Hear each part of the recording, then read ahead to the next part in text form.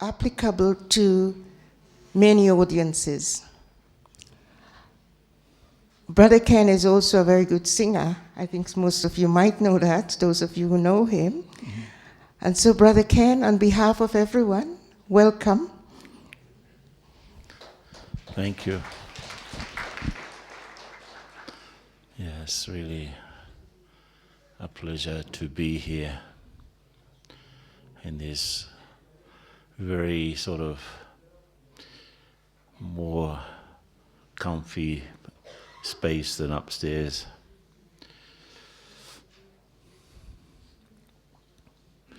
Why I suggested this topic?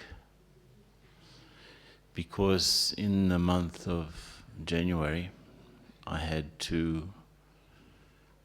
participated in 2 silence retreats, one for about 6 days altogether. And of course we know that silence is not just stopping to speak. It's related to internal not speaking as well. And of course there are a lot of exercises that we can do to slow down our thinking and to improve our thinking so that each thought, in fact, is like a seed of something which is real and not just useless, as we are all very familiar with, right? Who is familiar with useless thoughts here? Yeah?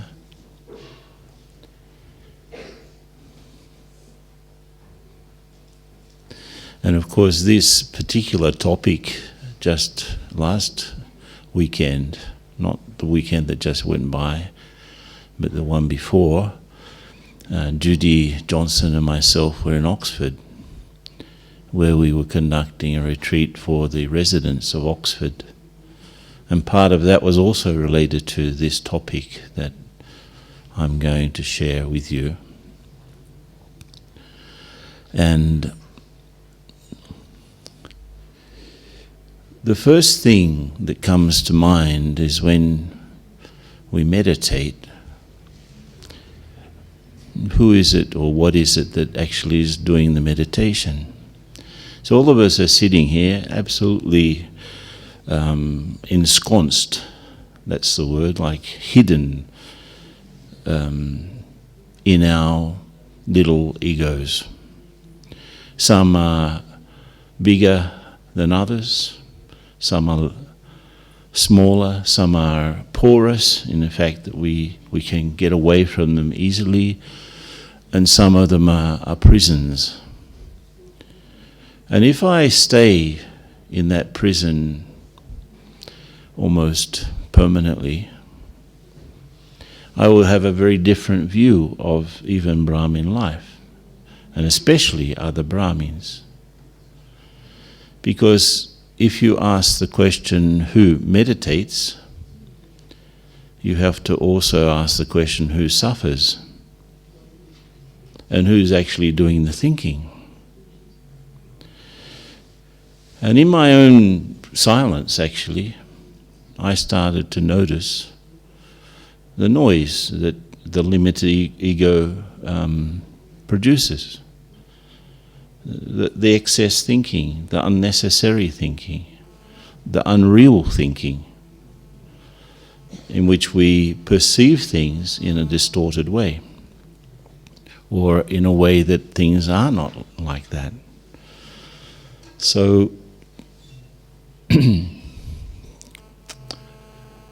I discovered in my own efforts, and it's been getting progressively deeper over the last 6 months, I suppose, that it's absolutely essential to collapse our subjectivity, if you know what I mean, that I stop being the subject, that I go away from that little ego world, or even that little BK ego world, where we've just really substituted all of the things that were not exactly right before Gyan, and we've just put BK in front of everything.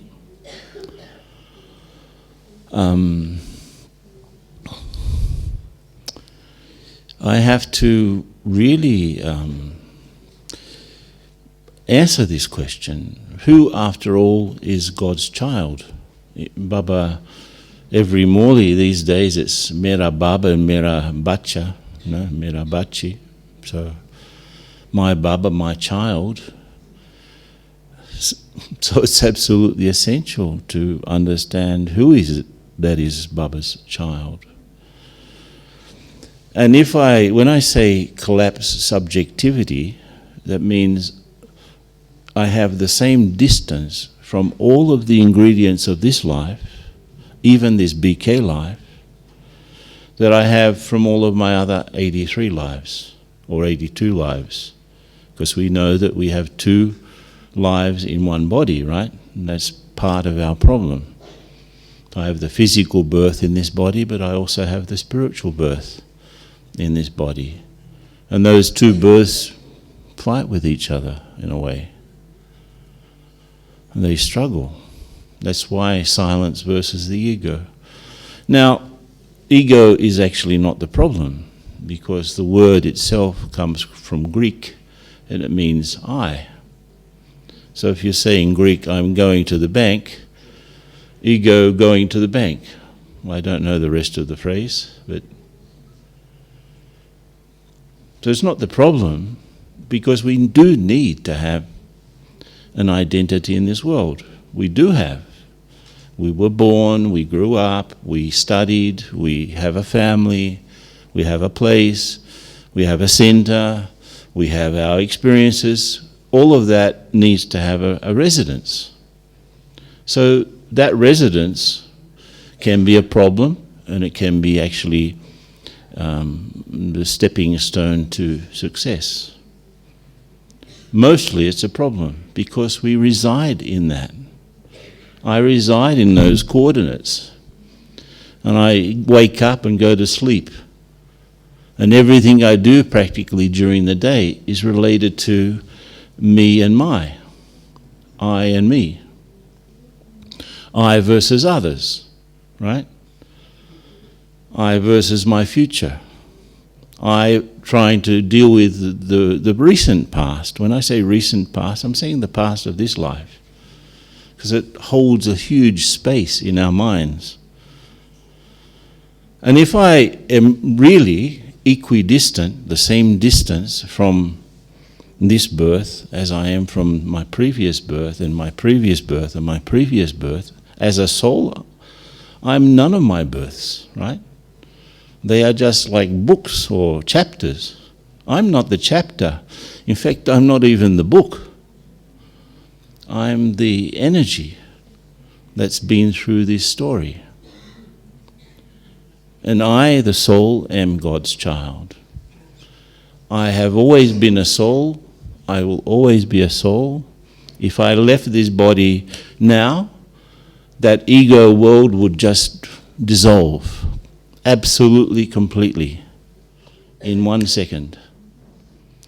All of those things and the things that we consider important in our plans and projects and desires, all of that just will finish in the same instant that I leave the body. Maybe there's a little bit of attachment left over that I carry on, and it leads me to suffer in the next womb. Or when I'm a little kid, I cry a lot because still there's something there from the previous birth. But by the time I'm 4 or 5, finished, nothing. So all of the Johns and Marys and the jobs and the money and the houses and everything. The house of cards that was so important, that fed all of my thinking, have finished. So the first thing, I don't know if we'll have time because I have to go down the Shantivan at 6:30.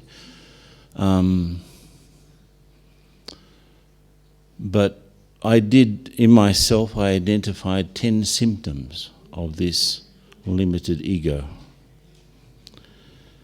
And the first of them is, it's the mediator. The limited ego sets itself up as the mediator between who I really am and the world around me. So it's like a filter, right? But actually it takes over the job of being me, right?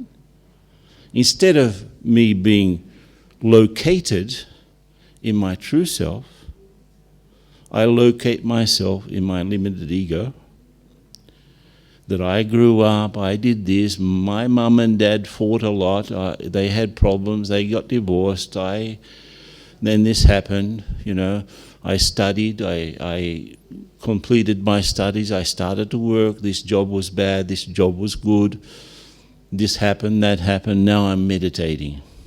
Now I became a BK. And so all of that world sits down and tries to meditate. Won't do it, can't do it. Can't do it. And look at your language. How many times did you use the word I today? Right? Or me. How many times did you think about it? Oh, this is important. Oh, this is nice. Oh, this is tasty. For me, oh God, I have a pain in my knee.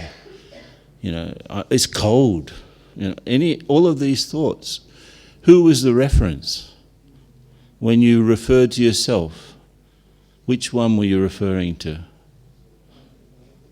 The limited one or the unlimited one? Generally, it's a limited one, right? So we carry this sort of story with us, that I was born like this happened, I came into Gyan, and now I'm meditating, and now after meditation I have to do this or that, right? And this is the I that's connected with service as well, often, right? Oh, now, when you get back to your place, now, these students, these people, these Brahmins are so complicated. This person is difficult, this happens, that happens. Do you go through any difficulties like that with other people? Yeah, we do, right? But who's the reference? Who has the difficulties? Not the unlimited soul, but the limited ego. So we have to have mercy. In a way, I can't reinvent my coordinates every day. They are important. So this idea of conquering the ego is not, abolishing it or destroying it. In fact, I have to embrace it and love it. Actually, I have to love it to death. Because it's important, Baba said even in the last muli, the body is important. Not just the body, where you are is important, right? What you've learnt is important because you can use it in service, right?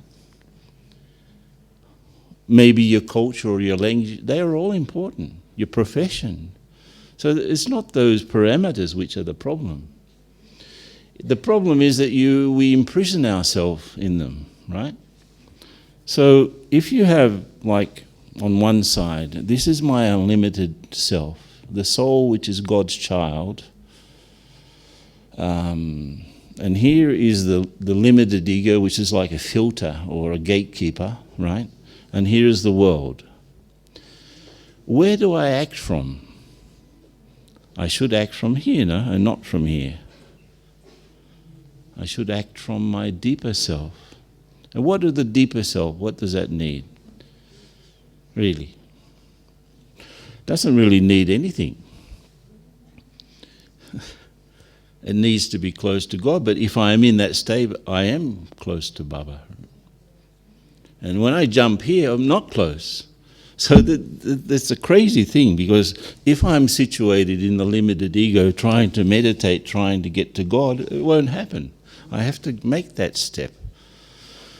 I have to be soul conscious in order to be God conscious. I can't do it any other way. So where am I located? What's my location? Internal location. That's a very good question. When I think about me, which me do I arrive at? Where do I get when I think me? You know? One of the, I don't know Hindi, I don't, but I like to understand what the deeper meaning of things is. And the word arrogance in Hindi, or one of the words, there are a couple of words, but one of them is ahankar. It's a very deep meaning, this word. Aham means me, I. Kar is related to karma, or the action, or the creation. So arrogance is the soul lost in its own creation. And to the extent that it has become its creation, the creator has become the creation. You think about it. When there's arrogance, it's because I have become what I've done. And it's vulnerable, it's sensitive. People, if you get upset, what's getting upset is this idea of yourself that's getting upset, because it's unsustainable. In fact, the limited ego knows that it's limited. That's why people fear death. They don't fear leaving the body, because we've done that uncountable times. We've left bodies, right? But the ego has it's absolutely scared stiff of stopping to exist, which happens at death. That's why there's fear of death. The ego fears its own extinction. Right?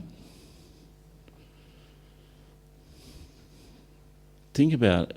If it fears its own extinction, it fears little deaths as well. When someone challenges what I think I am, and therefore what I think I am is possible to stop existing, right? Because someone's challenged it and I need to redefine myself. So the old definition dies. There's fear to leave that comfort zone where I think I've got everything sorted out, right? I haven't got anything sorted out. In fact, if I live totally in that limited ego and I meditate from there, I'm just shifting things around the whole time. I move the uncomfortable things to another side of me, and then somehow or the other they come back in another form. Oh my God, I have to shift them again. But it's not shifting from one side of the ego to the other. We have to shift out of it, right? We have to embrace our deeper self, and from there we have to have mercy on this little limited ego which is trying to get things done, So that's the first symptom. And of course there are lots of others, and some of them are very easy to recognize. For example, and I've got here some questions which are based on these symptoms. So the first question is, what do I have to do to relocate myself internally?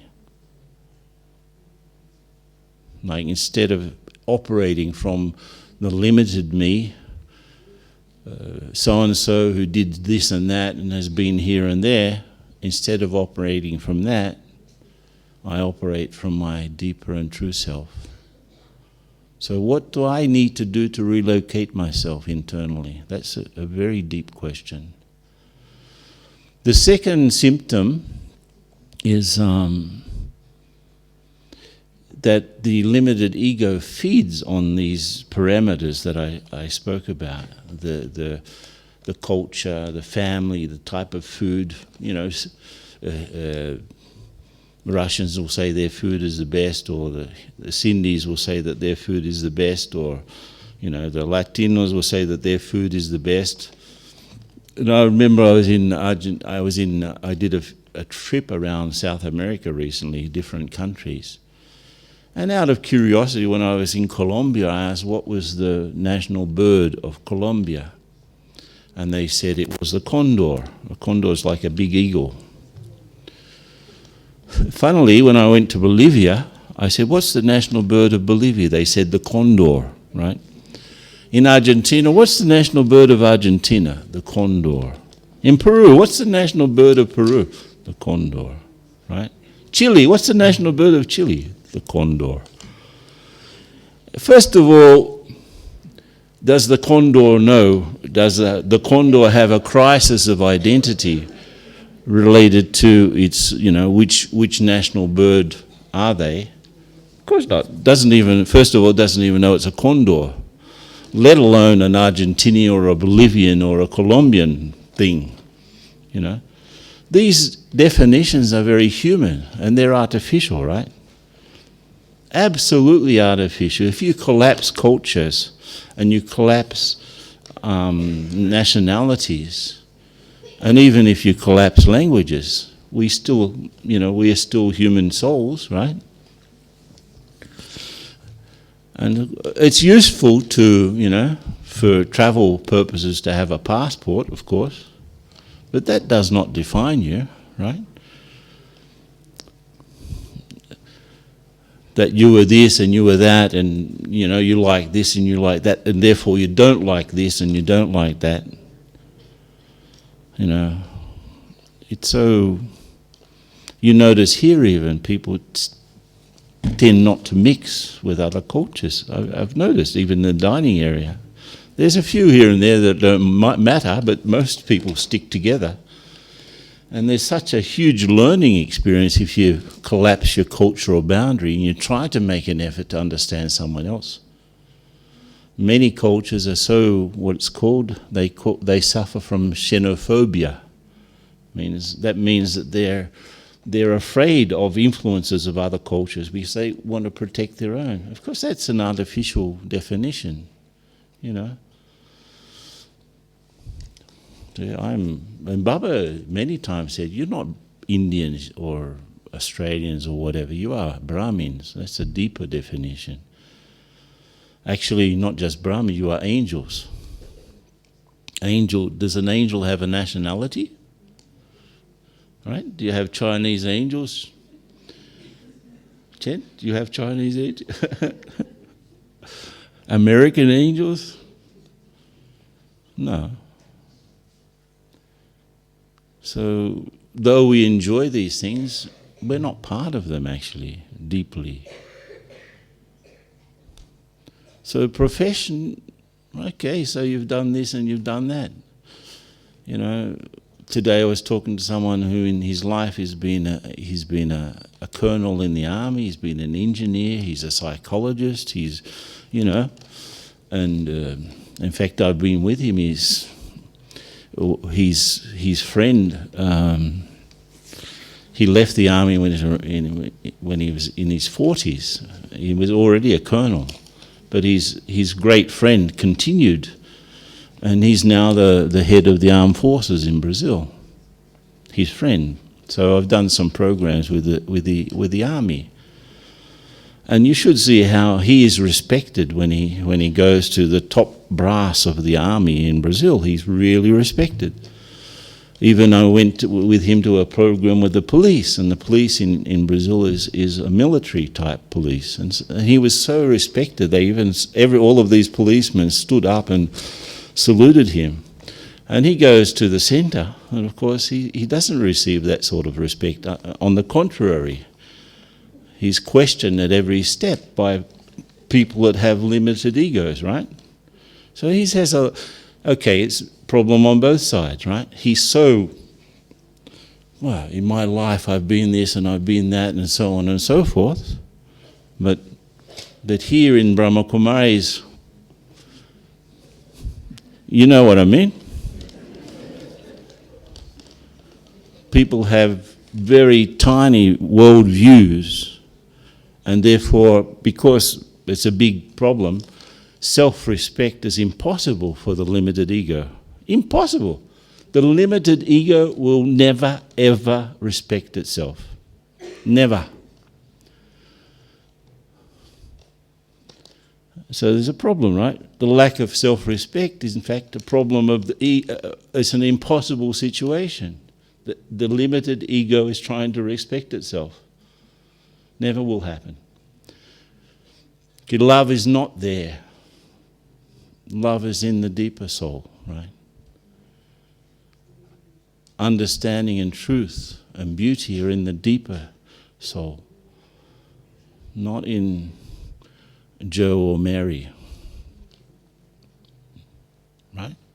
Or even BK Joe or BK Mary. Know what I mean? So, if we are stuck in those definitions of profession or culture or nationality or language or age group or sex even, gender, if I'm stuck in that, how can I be God's child, really? Can't. That is not God's child. But if I'm stuck there, there's a problem, because I'm trying to be God's child when I can't from that perspective. Impossible.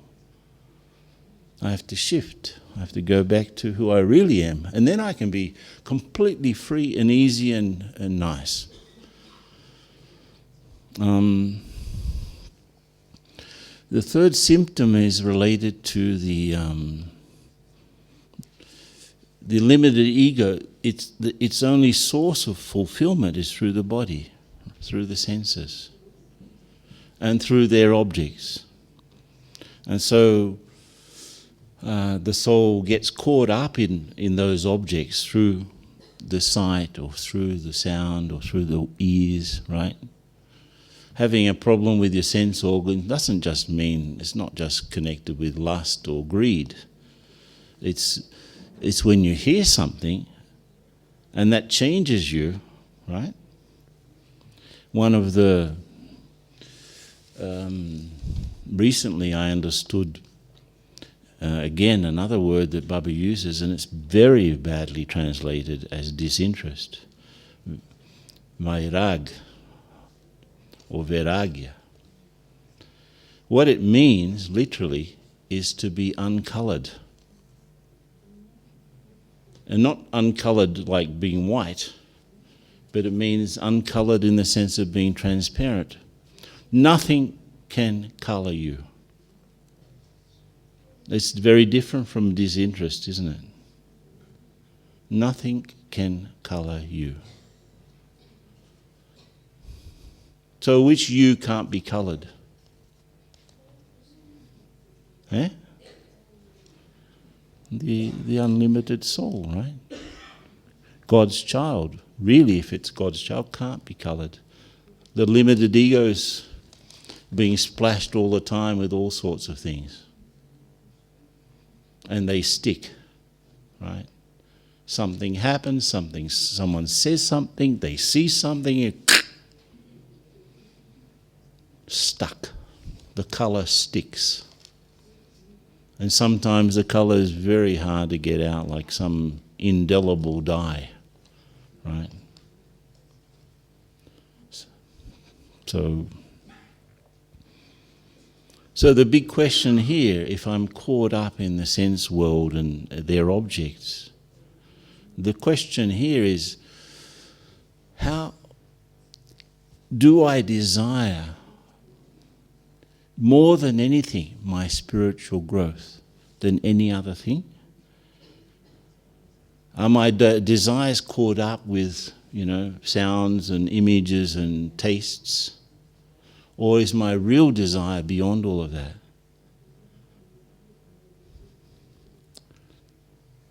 Do I have more desire for my spiritual growth than for any other thing? Good question, huh? Does it burn in my heart, that desire for my own spiritual growth? More than eating, or more than sleeping, or more than even doing, right? You can be totally lost in your senses in the fact that you're a doer. You're using your hands and you're using your feet and you're using your body, and that gives you your fulfillment rather than the understanding of what you're doing, which should give you your fulfillment. Yeah? The fourth one is connected with what we know, and this is a big problem for a lot of us, number-wise, all of us actually. We think that knowing is the same as being. Yeah? We think that because we can understand things intelligently, we've actually understood them. May not be so. That I can string things together intellectually in a nice way. Oh, that's clear now. But Baba will always say understanding is practice. Yeah. So we become proud of what we know, what we gather, what we accumulate intellectually. That's why probably a lot of people have difficulties with those who are a little bit more simpler than we are. Be honest, who has difficulty with someone who's slower than you are at grasping things? Who has difficulty with those who are, their reasoning is slower than yours? Or they do things and they speak things in a way that is a little bit complicated. They're not clear, you know. What are you doing there? You're comparing, right? Comparing with whom? The soul? Or all of the stuff that you've learnt? So you're talented. But the greater talent is to be sweet, isn't it? And loveful. So you know how to do things. But do you know how to be things? Right? Yesterday we were in a small meeting with some of the members of the regional coordinators group, and I suggested a slogan, which actually I've been trying to do, you know, getting there, number-wise. As I said, you know, what I'm sharing with you is a fruit of me, is what I've been discovering myself, you know. There's a lot of noise still there, you know. The silence is not absolute still. And the slogan for me lately has been, be more, do less, get more done. Be more, do less, get more done. A little bit like Baba's Karan Karavan Har. His existence makes things work. And here I'd like to refer to, there's a classic view from Hinduism of the cycle.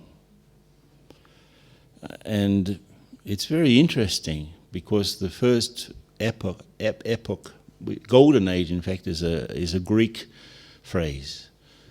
The words that Baba would use are Satyug, right?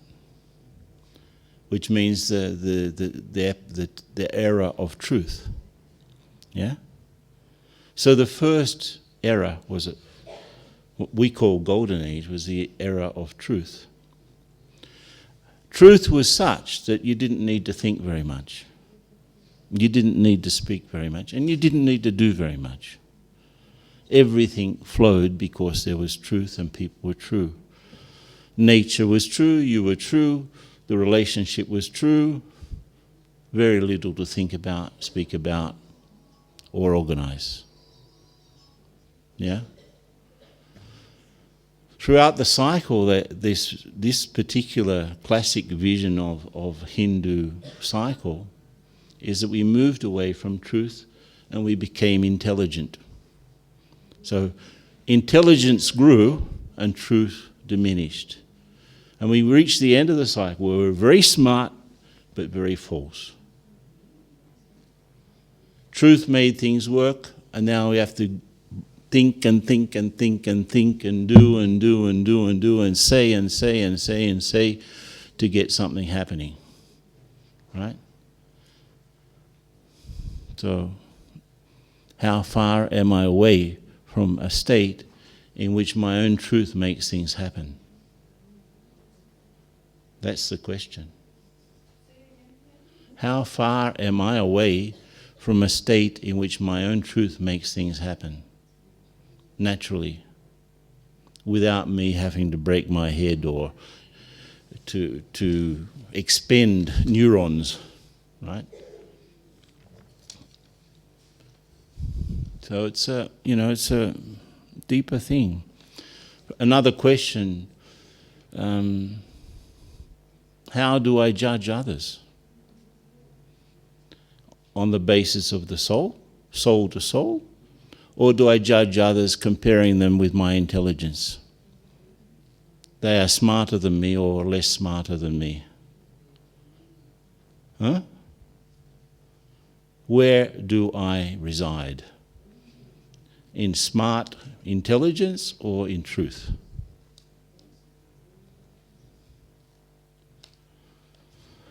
The fifth symptom is is the scale of value. How we prioritize things. For those of here who've had a Christian background, who's had a Christian background here? Okay, not so many. But there's a phrase in the Bible that says, for what shall it profit a man if he gains the whole world and loses his soul? You've heard that phrase. It means you've got everything except your spirituality. So how do I prioritize my life? Because the ego, the limited ego, will prioritize things that interests it for its own development and sustenance. Let me read this, let me do that, let me talk to this one, and let me understand. Then, I'll have a greater notion of me. But in fact, the me is not that one. The me is this one that doesn't need to read, doesn't need to speak, doesn't need to do, doesn't need to go, except, I guess if I'm in that state, really God is not sort of a jump away. God is just a sort of a jump of thought away rather than a distance. But that jump is not from the ego to God. It's for me to jump into my own true self, and that is very close to Baba. Very close. So, question. Am I doing things or pursuing things that do not add any value at all to my spiritual development? And if I am, can I change them? For example, we go to work. Some of us will say, logic work has nothing to do with my spiritual growth. It has everything to do with it. Family, no. So, am I doing or pursuing things that do not add to my spiritual growth, or am I doing or pursuing things in a way that does not add to my spiritual growth? Both things. This is the question. And if so, why? Why should I do it? Why should I speak as much as I do? Why would I, go here or there, unless there's some value there? some intrinsic value. And this is very much connected with our search for the Sattva Pradhana state, right? Because if I want to become a Sattva Pradhana, I have to connect with what is true in the things around me, and not with what is false. If I connect with all sorts of false perceptions, then again I'm not going towards my Sattva Pradhana state. You know, the Sattva is light, easy, natural, free. Raju is dynamic movement, a lot of thinking, a lot of doing. So are you more Raju Pradhan or more Sattva Pradhan? Huh? Tamo Pradhan means you're stopped, stuck, depressed, sad, sorry, still, almost dead. Sick and almost dead. So, where are you? Tamo, Raju, or Sattva? Most Brahmins are still Raju Pradhan, right? Let's be honest. Too much thinking, too much speaking, too much doing. Run here, run there, do this, do that. That's not our aim. That's one of the steps.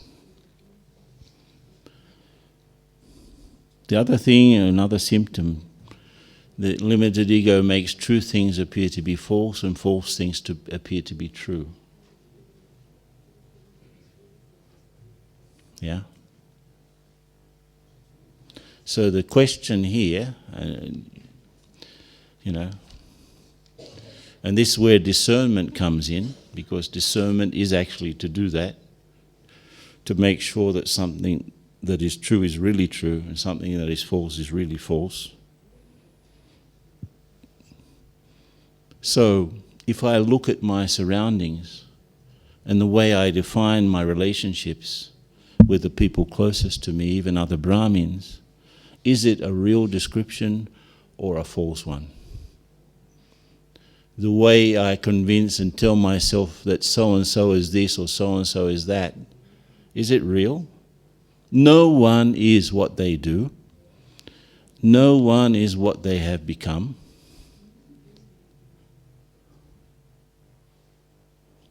No one is their story. Even if you take the last 5 years of someone's life, the soul is not that. That there I am with my definition, my so-and-so is this or so-and-so is that. So have a look at your world and how you define it. Is it real? Is our perception real, or is it unreal, or a mix?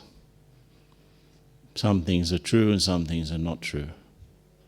If I took my description of my world to Baba, would he approve that description? Would he say, yes, child, that's exactly how that person is, really, forever and forever? And if not, why? Why do I insist to keep people's images in my mind which are not real? People are not their bodies even. Yeah? The seventh symptom is the illusion of separateness, illusion of separation. And this is what when I first came in, you know, we're all sitting here in our little sort of worlds, right? Separate from everyone else. Even people can live in the same house with another 10 people and they are little islands, right?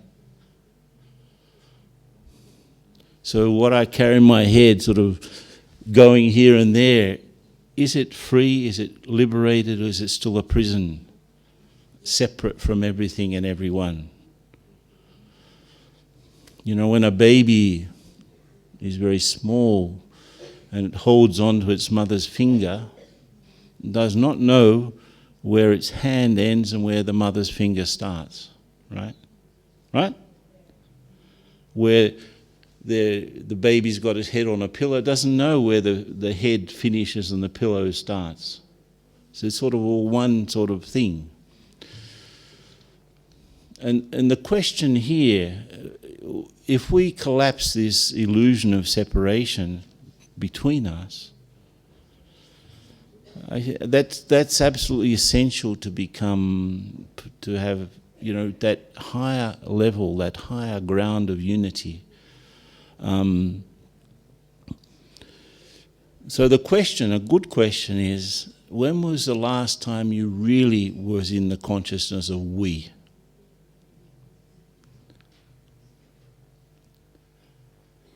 You know what I mean? When was it that you were really in the consciousness of we? Instead of me, lots of me's. We as one, and not 100 me's. It's a very deep thing. We need to develop the consciousness of we.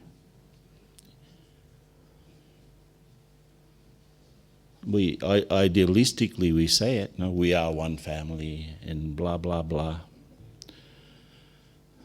But what is it really to be a we? We do it. When Baba says the other person's mistake is my mistake, the little eyes can't accept that. But if we are in a consciousness of we, it's absolutely easy to accept. What didn't I do? If you're in a situation, right, you can't say, this has nothing to do with me. If you're there, you are there. You are part of that. Nothing to do with me, either by commission or omission. You're there, right?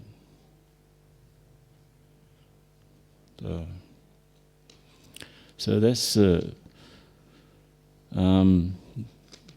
limited ego lives on false supports, and this is something that Baba takes up quite often, having only one support.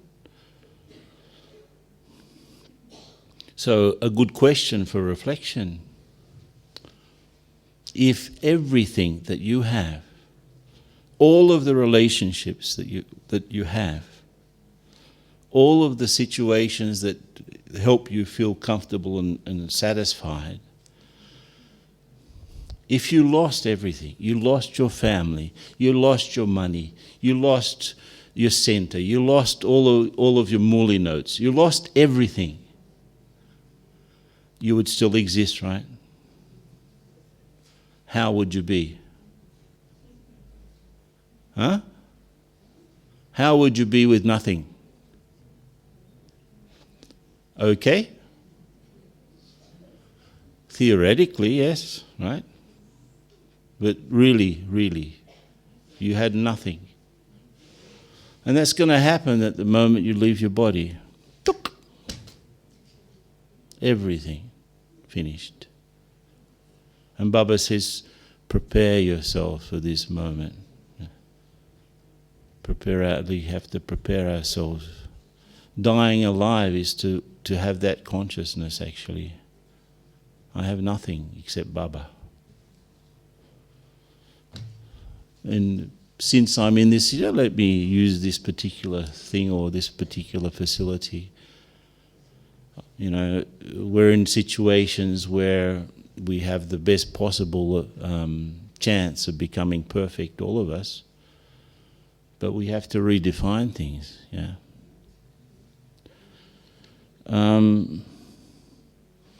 Number 9 is limited ego limits, right? Creates limits, limitations, restrictions.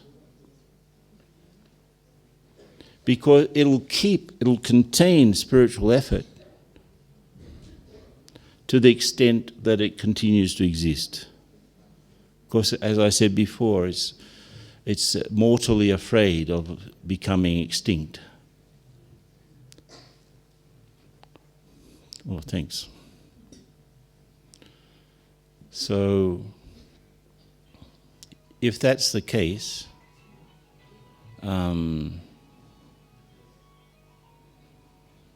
we can identify limited ego in the way that it limits spiritual effort and places restrictions in the way that will create excuses. So do I, when I see an excuse, Do I know and understand?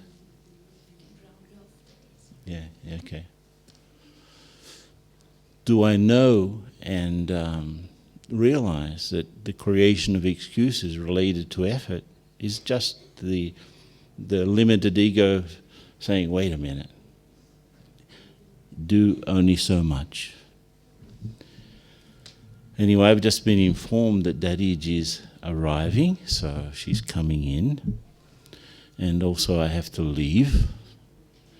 So these questions, these are the questions I have been asking myself, actually. And when I notice the noise and try to limit the noise internally, these are the sorts of things I have to check in me. So that's how come it's silence versus the ego. Yeah? So it's just a short little talk, but think about it. Thank you very much, Brother Ken.